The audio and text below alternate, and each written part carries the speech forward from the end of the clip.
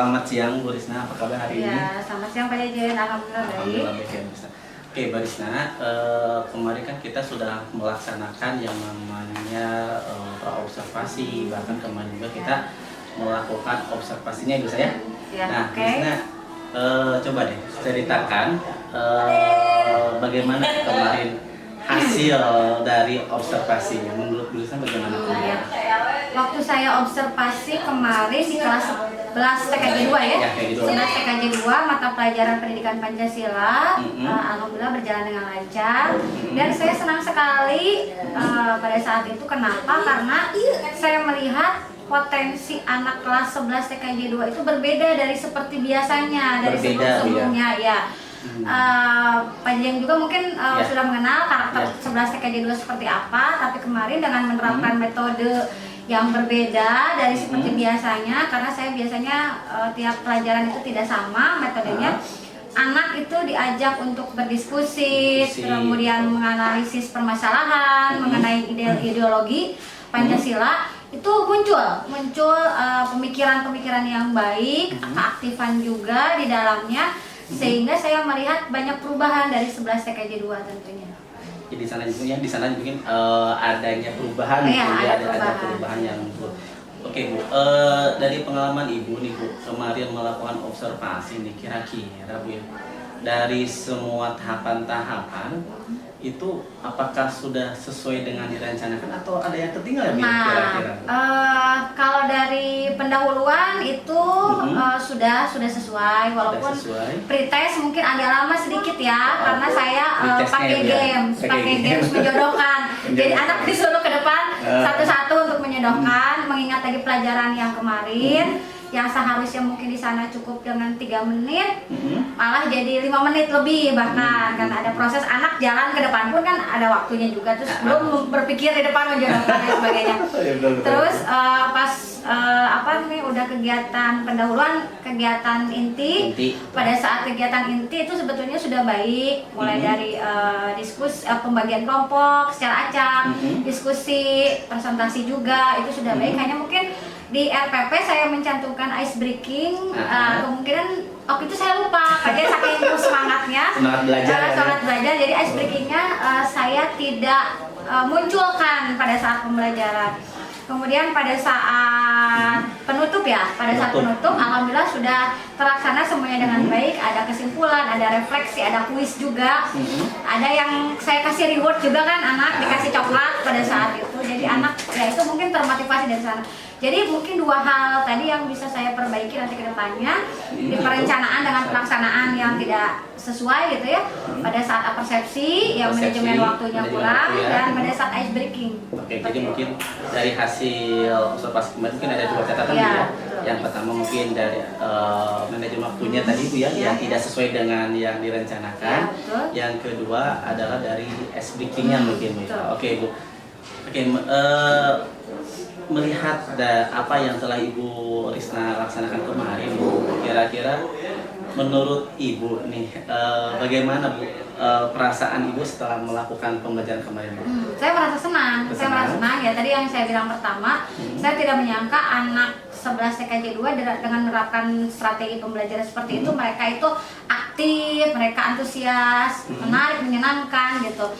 Walaupun misalnya memang kalau secara perbandingan dengan kelas-kelas yang lain memang TKJ 2 itu agak kurang gitu, tapi ketika kemarin pembelajaran mereka aktif, itu membuat saya wow, ternyata anak 11 TKJ 2 bisa kok kayak gini gitu. Yang menyenangkan lah saya melihat mereka antusias, aktif gitu, seperti komunikatif juga. Lalu Bu Risna, rencana ke depan bagaimana nih di dalam pembelajaran di kelas 11 TKJ 2 khususnya ya, ke depan nanti apakah atau apa yang akan Ibu lakukan mungkin agar lebih menarik mungkin atau bagaimana Bu? Apakah sudah rencana ke depan? Seperti biasa, setiap materi saya akan menerapkan metode pembelajaran yang berbeda juga.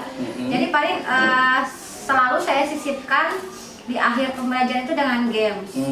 Kemarin kan gamesnya cuma kuis aja ya, karena mengingat waktu ya. Mungkin nanti akan saya sisipkan kayak word wall atau teka-teki, silang atau seperti apa, yang tentunya nanti pas di akhir saya bisa melihat kemampuan anak ketika belajar materi ini itu mereka terserap nggak gitu pengetahuannya, terserap pengetahuan maupun keterampilannya. Akan selalu saya buat metode pembelajaran yang berbeda, disisipkan juga dengan games dan tentunya itu tadi ice breaking tadi. Saya harus banyak belajar dari Pak Jejen, si Raja ice breaking ya. Ada berapa ice breaking yang harus saya buat setelah di kelas. Kita sama-sama buat. Oke Bu, rencananya sudah bagus Bu dengan Ibu tadi apa ya menggunakan metode yang berbagai macam Bu ya agar tidak membosankan di dalam kelas. Nah, kira-kira kapan Ibu itu akan Ibu laksanakan kira-kira? Kapan? Ya harus ada kepastian kira-kira kapan nih? Kalau untuk sekarang materinya itu saya presentasi ya, anak-anak presentasi. Jadi mungkin nanti untuk bab selanjutnya Pak Jejen. Bab selanjutnya. Jadi sekarang itu masih elemen ke-1, sub elemen terakhir.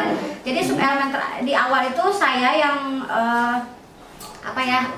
Pembelajaran itu metode berbeda-beda. Tapi sekarang mah yang terakhir elemen itu saya pingin anak yang presentasi ke depan. Oh gitu. Jadi itu untuk melatih pembiasaan mereka juga dalam hal berbicara, mengemukakan pendapat dan lain sebagainya.